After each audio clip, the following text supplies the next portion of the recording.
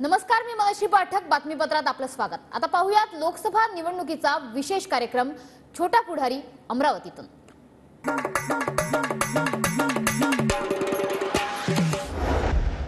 College करताय का?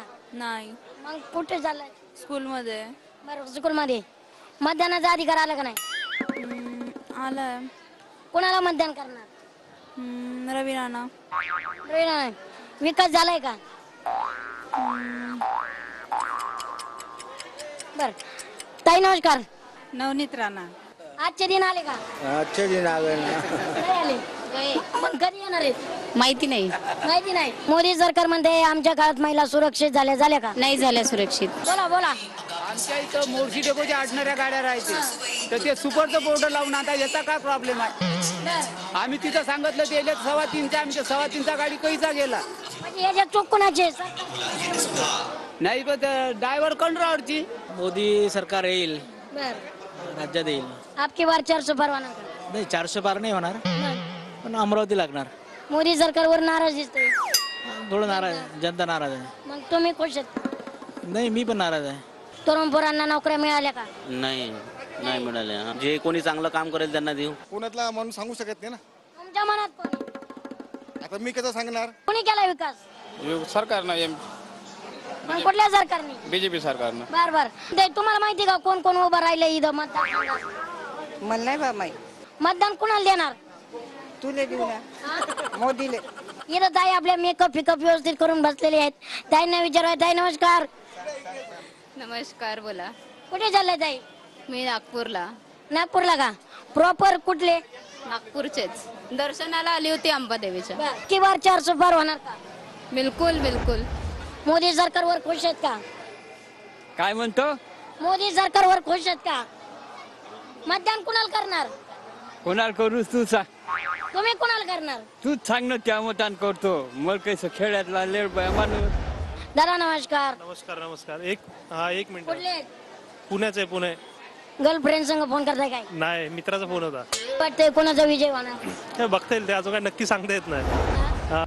इथं तर आमच्या ताई डायरेक्ट मी आल्याच्या नंतर बुरकाच पांघरून घेतलेला आहे. पण मी तरी बघितलेलं आहे तुम्हाला बुरका पांघरून घेतलेला आहे. चल जाऊन मोदी सरकारच्या कामावर खुश आहेत का? काम करू शकतो. या ताईलाही मुरक्या हसतायत. ताई, तुम्हाला काही बोलायचंय का? नाही.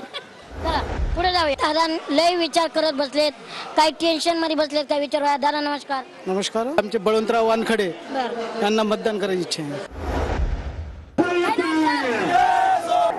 रॅली चालू आहे. तुझं पहिल्यांदा तुमचं स्वागत आहे अमरावतीमध्ये. सगळ्यांचे आशीर्वाद घेण्याचा मी प्रयत्न करणार आहे. काय आहे का ना, आता सध्या विकासाचे काय मुद्दे आहेत तुमचे?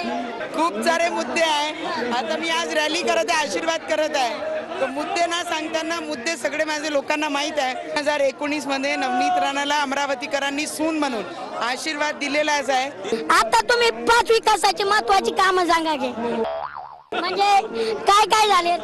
आपण माझा रॅली करू द्या मला.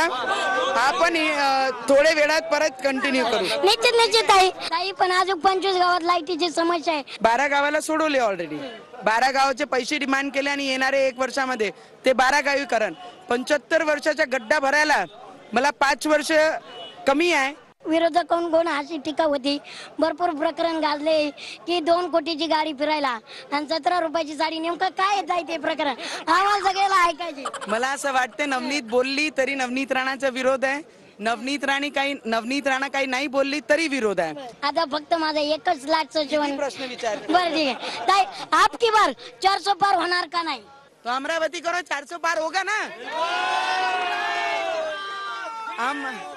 और अमरावती रहेगा ना उसमें. तर मला वाटते 400 पारी होईल आणि अमरावती 400 मध्येही राहील. आता इथं काय विकासाचे मुद्दे आहेत? आम्ही शेतकऱ्याचे मुद्दे आहे, शेतमजुराचे मुद्दे आहे. सोयाबीनले 4,500 रुपये भाव भेटले, 6,000 रुपये खर्च आहे. कापसाले भाव नाही. पण मोदी सरकार म्हणते आजचे दिन आले. नाही, आजचे दिन आता कोणाच्या घरी आले ते तुम्ही तपासून पहा, टीव्ही वाला घेऊन पहा. म्हणजे तुम्ही आज जाणून बुजून बंड केलाय का? जाणून बुजून बंड केलं. जाणवतंय असं विरोधक म्हणतात जाणून बुजून बंड केला तरी आम्हाला काही फरक पडणार नाही. 4 तारखेला दाखवू किती फरक पडला म्हणून. मोदी सरकार म्हणते आपकी बार 400 पार, आपकी आम्हाला त्याचं काही करायचं नाही. अमरावती एक बार हमारा प्रहारवार. पण भाऊ मला या मतदारसंघात जास्त फायटिंग वाटते, कारण विरोधकांचं एकटीत आलंय की भाऊंचं जसं आडनाव कडू आहे त्याचं राजकारणात सुद्धा कडूपणा दिसायला लागलाय. हे विरोधकांकडून ऐकायला मिळत आहे. हे खरं आहे का? कडून बिमारी दुरुस्त होते, गोड खाल्ल्यानं शुगर लागते, औषध घ्या लागते. पण नेमकं कुठली बिमार दुरुस्त करणार? सगळी फाल टोटल. ज्या कळावर पडा त्या कळावर सुरू.